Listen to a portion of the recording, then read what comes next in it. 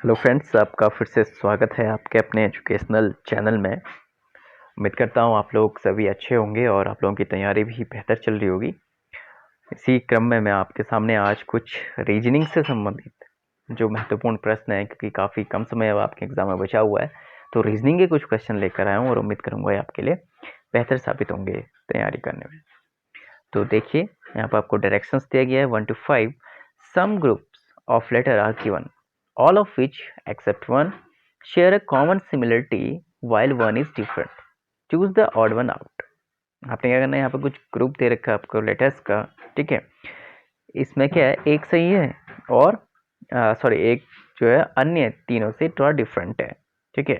तो आपने जो ऑड वन है उसको सिलेक्ट करना है या उसको जो है अपने आंसर की में लिखना होगा, ठीक है। तो इस तरह के क्वेश्चन भी काफ़ी आपके बनते हैं। तो देखिए इसको, तो पहला यहाँ पे दे रखा है हमें फ्लावर पेटल, ठीक है। फ्लावर जो है फूल, उसमें पंखुड़ियाँ होती हैं, उसके पेटल्स होते हैं, ट्रायंगल में एंगल्स होते हैं, ठीक है। कवर पेज, ठीक है, या टेबल लेग। अब आप देखें कि पहले के दो तो बिल्कुल सही हैं, और अब आप देखेंगे कि जैसे फ्लावर में क्या होता है, पेटल होते ही हैं, ट्रायंगल में एंगल होते हैं, कवर पेज, ठीक है। लेकिन कवर और पेज जो है तो बिल्कुल अलग यहाँ पे चीज़ें हो गई, ठीक है। बुक कवर होता तो बुक होता, या पेज होता बुक होता, तब हम उससे मानते। तो यहाँ पे जो आपका सही ऑप्शन हो जाएगा वो सी हो जाएगा, क्योंकि टेबल में लैक होता है, ठीक है। इस तरह से आपको इसको समझना होगा। तो आपका राइट आंसर हो जाएगा सी।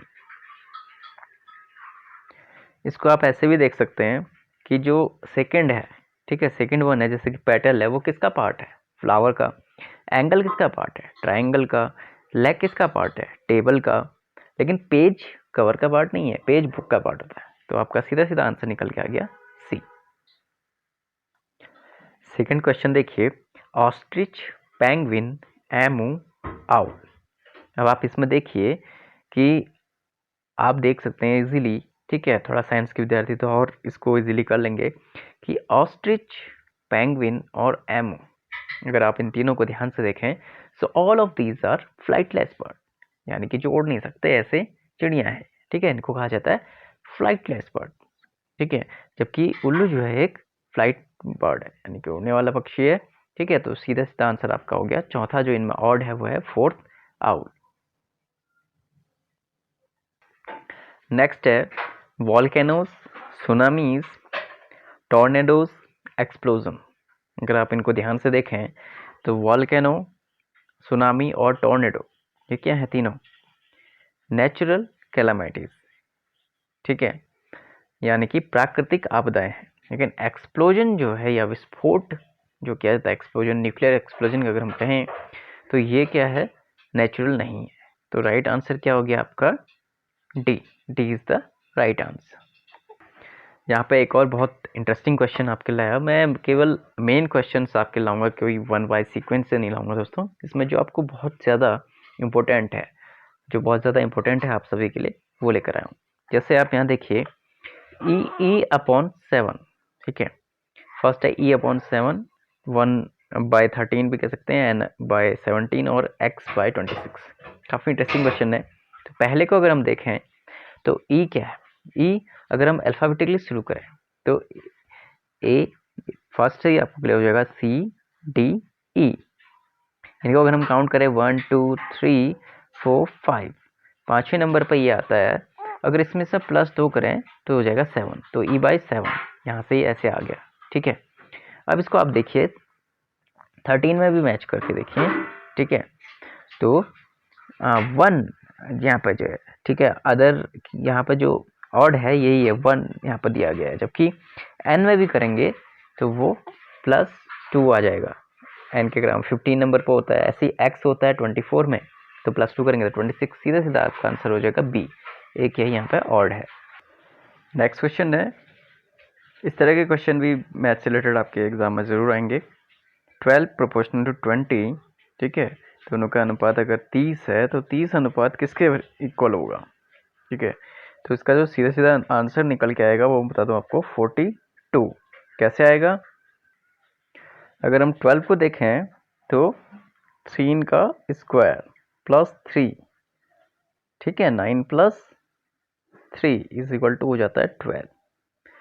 20 4 का square plus 4, 16 plus 4 is equal to हो जाता है 20। 30 की अगर हम बात करें 5 का square plus 5, 25 plus 5 is equal to 30। 5 के बाद क्या आ जाएगा फिर यहाँ पे 6 का square plus 6, 36 plus 6 is equal to 42 is the right answer. So right answer is 42। Next है यूनाइटेड स्टेट्स बाल्ड ईगल तो इंडिया। अगर यूनाइटेड स्टेट्स में बाल्ड ईगल किसी पक्षी से संबंधित है तो इंडिया में क्या है, इंडिया पीकॉक। ठीक है, हमारा जो नेशनल बर्ड है वो पीकॉक है। आज उन एस्पिरेंट के लिए सही हो जाएगा जो कह रहे थे कि कुछ मैथ्स के क्वेश्चन भी जो है आप रीजनिंग के करवाएं, तो ये क्वेश्चन आए हैं 10.1 प्रोपोर्शनल टू 1.01। ओके, फिर 0.1 इज प्रोपोर्शनल टू होम। तो अगर आप यहाँ पर देखें, अगर 10.1 को अगर हम डिवाइड करें 10 से तो प्राप्त होगा हमें 1.01। ऐसे ही अगर 0.1 को हम 10 से डिवाइड करें क्या मिलेगा हमें 0.01। So what will be the our right answer? Our right answer is C, 0.01। एक और बेहतरीन क्वेश्चन है यहाँ पर कि किडनी जैसे रिलेटेड है नेफ्रोलॉजी से, वैसे ही ब्रेन किससे रिलेटेड होगा। तो आपको पता है कि किडनी की जो स्टडी है, study of kidney is called nephrology, तो study of brain is called neurology. D is our right answer. Next question जो है आपका, ये काफ़ी एग्जाम में पूछा जाता है अलग अलग तरीके से। कभी एफ का नंबर दिया है तो कभी जे का, या मतलब ए से लेके जेड तक कोई भी नंबर दे सकते हैं इसी तरह से। ठीक है, जैसे यहाँ पर दिया गया है एफ इज इक्वल टू 37। जैसे एफ सिमिलर है, आप देख सकते हैं समानुपात में है 37 के, तो आई किसके समानुपात में होगा। अब अगर आप इसमें थोड़ा भी ट्रिक नहीं लगाएंगे तो आप कहेंगे यार ये क्या रखा है इसमें, तो ना ए से जेड तक तो 26 लेटर हैं, एफ 37 कैसे हो गया। तो इसको थोड़ा सा आपको देखना पड़ेगा ध्यान से कि इसमें ट्रिक क्या है। और ट्रिक बहुत ही इजी होती है, जैसा हमने पहले क्वेश्चन में किया कुछ उसी तरह का इसमें होता है। जैसे देखिए एफ अगर ये बना रहा है 37 के इक्वल, तो कैसे बना रहा है, इसके लिए आप क्या करेंगे A B C D E F, अगर आप काउंट करें A B C D E F को नंबर दे दीजिए 1 2 3 4 5 6, तो छठा लेटर हमारा क्या है एफ है। अगर हम सीरीज में देखें तो ये इजी हो जाएगा। तो 37 के लिए क्या हो जा रहा है 6 का square plus 1, 36 plus 1 is equal to 37 है। तो अब हमें ये देखना पड़ेगा कि आई कौन सा लेटर है, क्योंकि हमें आई के सापेक्ष निकालना है। एफ के तो दिया है, अब आई के निकालना है। तो यहाँ पे जब हमें पता चल गया है कि ये ट्रिक इसमें लगाई जा रही है, जैसे एफ छठा लेटर है तो उसको प्लस 1 करके 37, तो आई है A B C D E F G H I, इसको काउंट करेंगे तो ये है हमारा 9th लेटर। तो 9 स्क्वायर प्लस 1, 9 9 जो 81 प्लस 1 हो जाएगा आंसर आपका 82। तो 82 ऑप्शन में, जी हाँ इसी ऑप्शन में है, तो डी हमारा राइट आंसर हो जाएगा। कभी कभी होता है कि ऑप्शन में नहीं आता है, आप लोग ज़बरदस्ती उसमें गलत कराते हैं, लेकिन आप अगर इस तरीके से करेंगे, अगर आपका नहीं आ रहा है तो आप सीधे सीधे लिखेंगे कि इनमें से कोई नहीं, ऑप्शन दिया होगा इनमें से कोई नहीं, तो आपको वो सही आना होगा। नेक्स्ट क्वेश्चन है आपका कोर्ट से रिलेटेड। ये काफ़ी इंटरेस्टिंग क्वेश्चन है, बहुत से एग्जाम में आता है, आपके इसमें तो आएगा ही आएगा। In a certain code 415 means milk is hot. ध्यान से देखिएगा, 4 मीन्स हो जाएगा क्या, क्वेश्चन जैसे आप स्टार्ट करें देखिए मिल्क इज हॉट कह रहा है, तो मिल्क इज हॉट, तो 4 मिल्क के लिए इज 1 डिनोट करता है और हॉट डिनोट करता है 5। 18 मीन्स हॉट सूप, ठीक है, तो 1 मीन्स है हॉट, ठीक है यहाँ पे, और 8 मीन्स हो गया soup, and 895 means soup is brown, ठीक है। तो 8 मीन्स जो आपका सूप, ठीक है, फिर यहाँ पे 9 फिर 5, तो what number will indicate 9 brown, तो ब्राउन कौन से नंबर को इंडिकेट करेगा।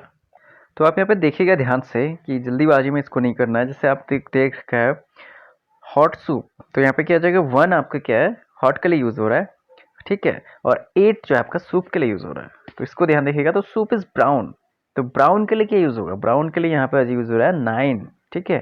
तो राइट आंसर हो गया आपका ए, क्योंकि 5 जो है वो ई के लिए यूज हो रहा है। कभी भी आप ध्यान देखिएगा तो 5 जो है इज के लिए यूज हो रहा है, सॉरी इज के लिए यूज हो रहा है, क्योंकि आप इंग्लिश लिख रहे हैं उसमें आगे पीछे इस तरह से होगा, कोडिंग लैंग्वेज है, थोड़ा ध्यान दे इसमें देने की आवश्यकता है।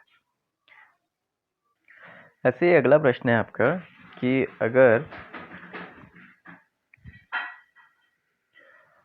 if CEJQ is coded as XVQZ then BDIP will be coded as, तो यहाँ पर क्या किया गया दोस्तों? सिंपल यहाँ पर ट्रिक है, ABCDEFGHIJKLMN, ठीक है। मतलब फर्स्ट 13 लेटर्स आपको इस तरह से लिखने हैं, फिर उनके रिवर्स में, जैसा कि आप करते ही हैं जब भी आप कहा जाता है एग्जाम में लिख लेते होंगे ना, ABCD सो ऑन, फिर यहाँ से स्टार्ट हो जाता है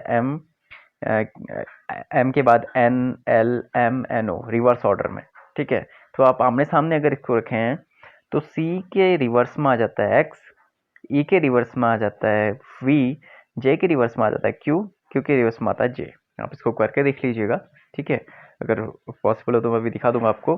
तो ऐसे अगर आप B का रिवर्स देखें तो B के सामने क्या आता है? Y, फिर D के सामने W, I के सामने R आता है, P के सामने K। तो आपका राइट आंसर है बी।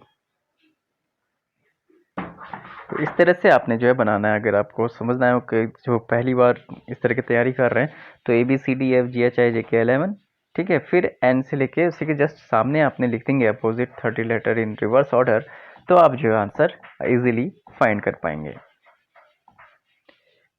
ठीक है। तो ये थे कुछ इंटरेस्टिंग क्वेश्चन जो आपके एग्ज़ाम के लिए महत्वपूर्ण है। आने वाले वीडियोज़ में भी मैं इस तरह के क्वेश्चन लाते रहूँगा, आप लोग बस इसी तरह से साथ बने रहिएगा। कोई भी आपकी क्वेरी हो और आपको अच्छा लगा हो तो लाइक कीजिएगा और इसके बारे में बताइएगा कि आपको किस तरह के वीडियोस और ज़्यादा चाहिए, क्योंकि एग्ज़ाम टाइम कम है तो मैं चुनिंदा वीडियोस आपके लिए लाया हूँ जो आपके लिए बहुत ही ज़्यादा इम्पोर्टेंट रहने वाले हैं।